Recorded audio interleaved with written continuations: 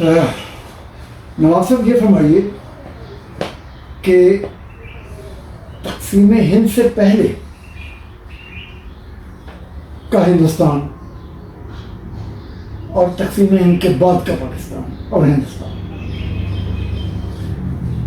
ان میں کیا خاص فرق پڑا اور تقسیم ہند کی ضرورت کیوں پیش آئی؟ دیکھیں بات یہ ہے کہ تقسیم ہند کی ضرورت اس لیے پیش آئی کہ مسلمان جو تھے وہ دو پیرنزم کے خلاف کام کر رہے تھے، ایک برٹش امپیریلزم، دوسرا ہندو امپیریلزم. اور ہندو جو تھے وہ اس وقت جو تھے educated Hindu leaders like Gandhi Nehru, barrister. وہ ذرا چھپ چھپا کے بات کرتے ہیں، یہ بوڈی سے کھل کے بات کرتے ہیں نا، اخوند بھارت ہندوتوا، لیکن ان کے بھی اشارے ادھر ہی ملتے تھے. اچھا، اب چیز یہ ہے کہ Quaid Azam presided over a meeting of Indian National Congress and Muslim League, probably 1916 وغیرہ میں بامبے میں کسی میٹنگ ہوئی، اس کو پرزائڈ کیا. And he was considered to be an ambassador of Hindu-Muslim unity. But soon he realized he is a misfit. You see, یہ ان میں commonality کوئی نہیں ہے. تو ایونچولی جو ہمارے جو لیڈرس تھے انہوں نے ٹو نیشن تھیوری کو کانسیپٹ دیا. اب two nation theory basically first time it was introduced by sir Syed Ahmad Khan.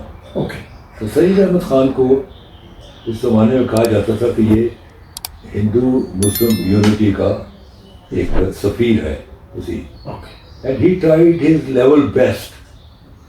Formerly educated آدمی تھے with a very open mind کہ یہ جو ہے ہندو مسلم یونٹی یہ کسی وغیرہ چڑھے. لیکن soon he realized کہ یہ ہندو مسلم یونٹی جو ہے یہ کسی طرح وغیرہ چڑھتی، یہ بے رسی وغیرہ چڑھتی نظر نہیں آتی. Then he wrote to one of his friend, his British friend, he wrote a letter. اور اس میں سے کہا کہ I tried my level best to bring these two community together, but I have with my all best effort I have utterly failed. اس نے کہا یہ دو جو دھارے ہیں ان دھاروں کا سنگم ہندوستان میں کہیں نہیں ہوتا، کیونکہ ہمارے ہیروز ان کے ولن ہیں اور ان کے ہیروز ہمارے ولن ہیں. ان کا ریلیجن اور ہمارا ریلیجن اور ان کا سوشل پیٹرن اور ہمارا سوشل پیٹرن اور. تو یہ جو دو دھارے ہیں ہندوستان کے اندر، اس کا ہندوستان کے اندر کہیں سنگم نظر نہیں آتا. سو therefore in the larger interest of sub continent کہ یہ تقسیم ہو جائے، ٹو نیشن تھیوری کا تقسیم کی تو سو بات نہیں، لیکن ٹو نیشن تھیوری کا کانسیپٹ دے دیا.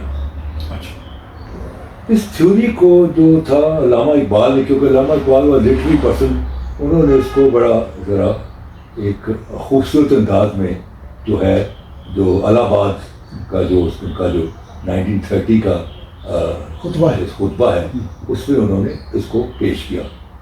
اس میں دو سیشن ہوئے، ایک سیشن کو پرزائڈ کیا علامہ اقبال نے اور دوسرے سیشن کو پرزائڈ کیا میرے نانا نواب محمد اسماعیل خان نے. اور اس سیشن میں علامہ نے ٹو نیشن تھیوری کا بڑا ڈیٹیل، کیونکہ وہ انٹلیکچوئل، اس کو زیادہ خوبصورت انداز میں پٹ کیا. اب یہ جو کانسیپٹ تھا ٹو نیشن تھیوری کا، اس کا صرف عوام الناس میں نہیں ہوا، مسلمانوں نیچے نہیں گیا. یہ صرف انٹلیکچوئل لیول پر پروفیسر لائر اس قسم کے جو پڑھے لکھے لوگ تھے ان میں تھوڑی تھوڑی ڈسکشن اس کی اسٹارٹ ہوئی، لیکن اس کا سیپیج نہیں ہوا. لیکن 1937 میں جو الیکشن ہوئے 1935 کے ایکٹ کے تحت اور جو 8 صوبوں میں کانگریس کی گورنمنٹ بنی، تو کانگریس کی گورنمنٹ نے جو تھا جو اپنا وندے ماترم اینڈ ودیا مندر اسکیم ایجوکیشن کی یہ انٹروڈیوس کی، اور اس میں ودیا مندر جو ایجوکیشن اسکیم تھی اس میں انہوں نے تمام محمود غزنوی اینڈ غوری اور یہ سب کو نکال دیا، اور کنشک اینڈ اپنا اشوکا اس کو ہائی لائٹ کیا، اور اور یہاں بھی شاید کام کو زیادہ شاید نام کا بھی انٹلیکچوئل باتیں تھیں، لیکن اصلی بات یہ ہوئی کہ ان صوبوں میں جو مسلمانوں کی جو تعداد تھی اس تعداد کے مطابق نہ ان کو اکنامک رائٹس ملے، جابس ایکسیٹرا، نہ ان کو جو ہے پولیٹیکل رائٹس ملے، نہ مسلمان جو تھے ان 8 صوبوں میں دے گاٹ ایکسٹریملی فرسٹریٹڈ، اور وہ جو ٹو نیشن تھیوری تھی جو انٹلیکچوئل لیول پر تھی وہ سیپیج کر کے کامن مسلمان میں گئی۔ وہ بات تو صحیح کی ہے یار، اسی علامہ اقبال اور لوگوں نے بات